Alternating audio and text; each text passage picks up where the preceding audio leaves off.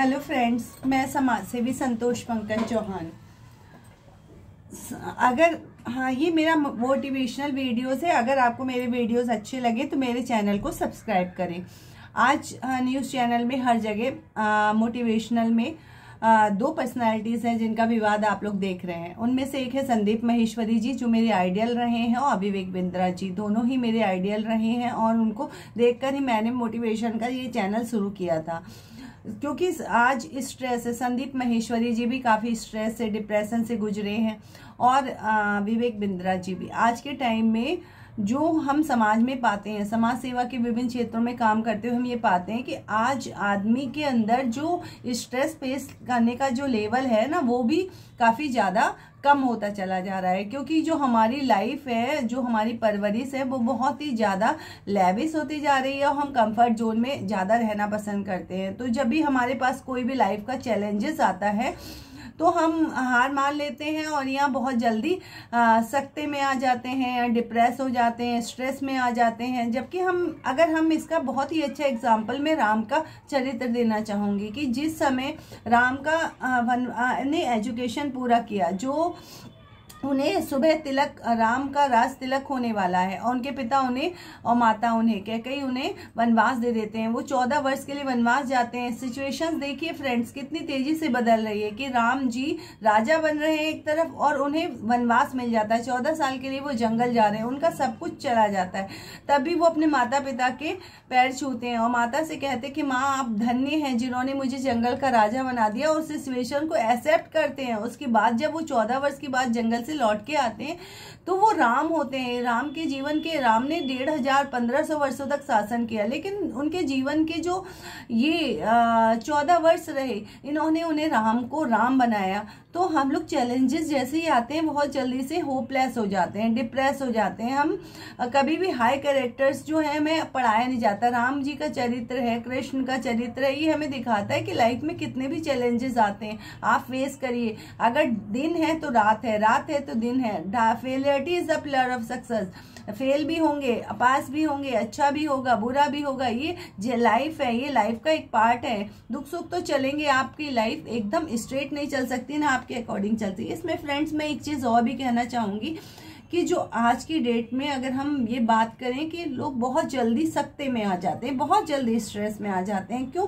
इसकी एक वजह यह है टेक्नोलॉजी का ज़्यादा यूज़ भी है, कि हम टेक्नोलॉजी का यूज़ करते हैं। हमारे पास गूगल है, हम कोई भी क्वेश्चन होता है टाइप करते हैं, आंसर हमें तुरंत मिल जाता है। ये बच्चों के अंदर भी होता है। और बच्चों का क्या है कि हम हर चीज़, एक दो 3 बच्चे हैं तो हम हर चीज़ उसे एक बच्चों को अवेलेबल करा देते हैं। माँ बाप दोनों वर्किंग हैं, पैसों की कमी नहीं है, कोई भी चीज़ हम उनको इजी वे में कंफर्ट जोन में रखते हैं। बढ़िया स्कूल, बढ़िया बसेस, बढ़िया ड्रेसेस, बढ़िया सब कुछ हम उनको बढ़िया दे देते हैं।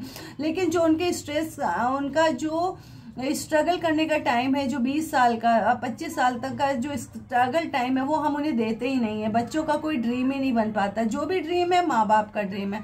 माँ बाप बच्चों को आज की डेट में ऐसे ट्रीट करते हैं लाइक ए रोबोट, क्योंकि जो उनका सपना है, मुझे अपने बच्चे को डॉक्टर बनाना है, मुझे अपने बच्चे को साइंटिस्ट बनाना है, मुझे अपने बच्चे को IAS बनाना है। अरे आपको क्यों बनाना है? आपने बच्चों का ड्रीम ही डेवलप नहीं करने दिया। उनको क्या करना है ये वो डिसाइड करेंगे, बच्चे डिसाइड करेंगे। हम उन्हें कंफर्ट जोन में रखते हैं। आपको लिखने के लिए पेन चाहिए, पेन एक 10 रुपए का पेन भी हो सकता है और 1 करोड़ का भी पेन हो सकता है, लेकिन हम उसे हर फैसिलिटी अवेलेबल कराते हैं। लेकिन अगर आप आंसर, आप एनवायरमेंट, आपने स्ट्रगल नहीं दिया, आपने पेन तो दे दिया, लेकिन आंसर अगर बच्चा गलत लिखेगा तो मार्क्स नहीं आएंगे।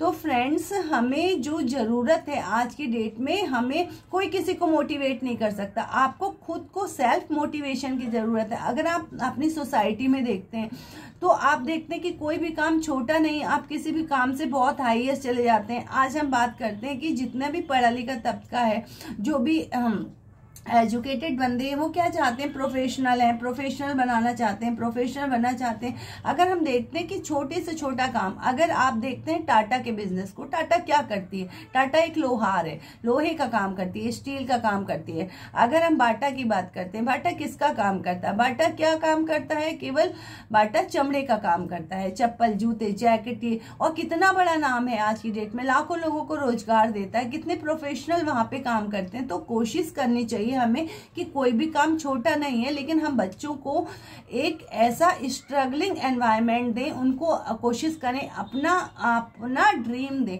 और जब बच्चे अपने ड्रीम में जाएंगे तो उनकी जो एनर्जी होगी वो बहुत ही अच्छी तरह से लगेगी और जिसमें वो सफल भी होंगे।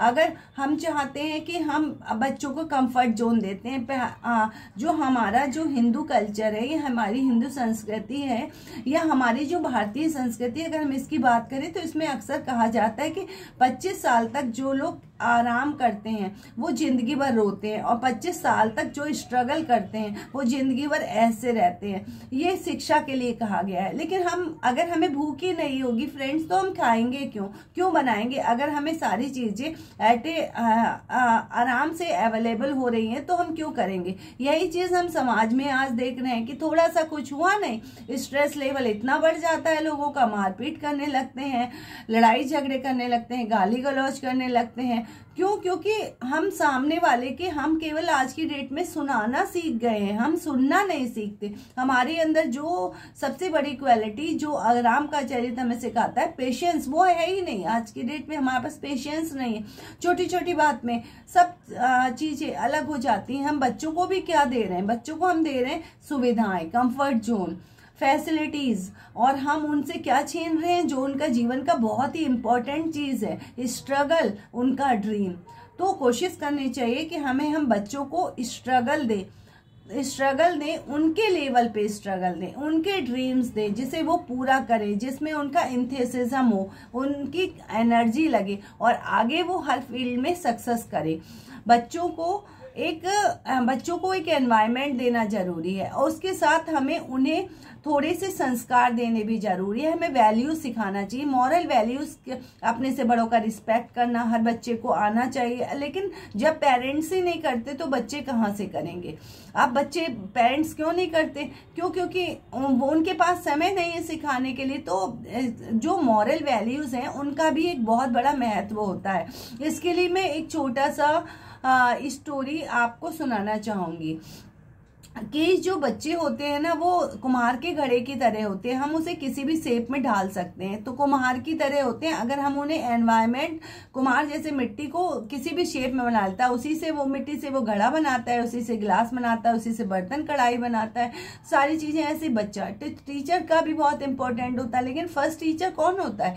फर्स्ट टीचर होते हैं माता पिता, जो बच्चे को जन्म देते हैं और सिखाते हैं। उसके बाद क्या होता है कि आजकल न्यूक्लियर फैमिलीज, दादा दादी के साथ बच्चे नहीं रहते, दादी वगैरह कहानी सुनाते थे, तो आजकल बच्चे मोबाइल पर ही देखते रहते हैं। अब जो उन्होंने देखा, जो सुना, वही वो आज कर रहे हैं। तो फिर लोगों को परेशानी हो जाती है कि हमारे बच्चे तो आज हमारी बात नहीं सुनते। भाई तो क्यों सुनेंगे? आपने उन्हें वो एनवायरनमेंट दिया, आपने उन्हें समय दिया। समय का भी एक बहुत बड़ा इंपॉर्टेंट रोल होता है।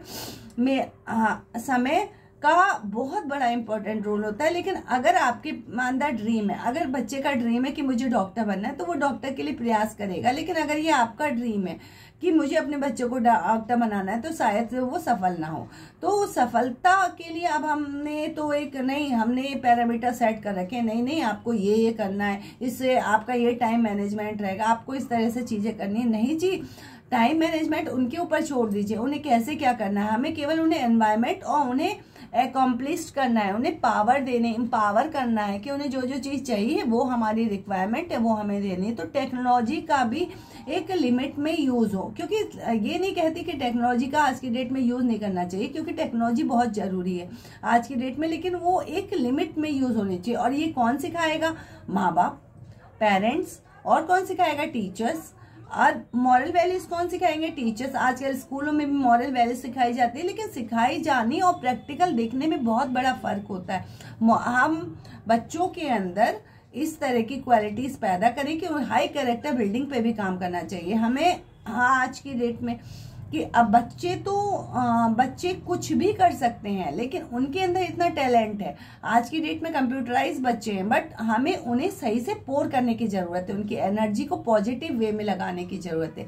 इसके लिए मैं एक कहानी सुनाना चाहूंगी कि एक बच्चा था, फ्रेंड्स, तो वो हमेशा फेल हो जाता था। तो हमेशा हर क्लास में वो फेल हो जाता था। तो उसकी माँ को लगा कि भाई मेरा बच्चा हमेशा फेल हो जाता है। तो वो एक साधु के पास जाती है। तो साधु से कहती कि भाई मेरा बेटा हर क्लास में फेल हो जाता है। कहते कोई बात नहीं, तुम उसे मेरे पास लेके आओ।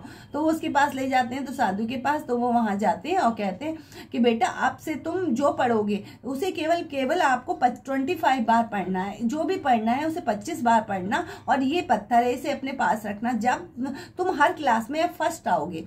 वो अच्छा खुशी खुशी उस पत्थर को लेके चला आता है, अपने पास रखता है। हमेशा संभाल के रखना है, इसे संभाल के रखता है, और हर चीज को 25 बार करता है। जब एग्जाम देता है तो फर्स्ट क्लास में पास हो जाता है। उसकी माँ खुशी के साथ गुरुजी के पास जाती है। इस तरह से वो हर क्लास में पास होता चला जाता है और एक दिन बहुत बड़ा अधिकारी बन जाता है।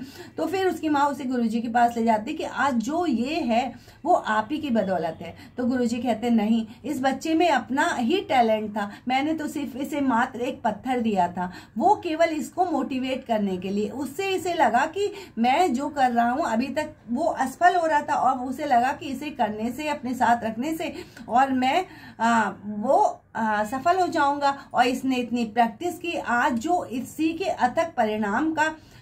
अथक परिश्रम का परिणाम है कि ये सफल हुआ। तो बच्चों को फ्रेंड्स जैसा हम एनवायरनमेंट देते हैं वो ऐसे हो जाते हैं। अगर हम वो जिस एनवायरनमेंट में रहेंगे वैसे हो जाएंगे। सभी बच्चों का भविष्य मंगलमय हो, और आगे से सभी बच्चे एजुकेशन के क्षेत्र में, सभी क्षेत्रों में अच्छा करें, और स्ट्रेस खत्म हो। आप सब लोगों का, बच्चों का भविष्य मंगलमय हो। मिलते हैं नेक्स्ट ब्लॉग में। Till then bye.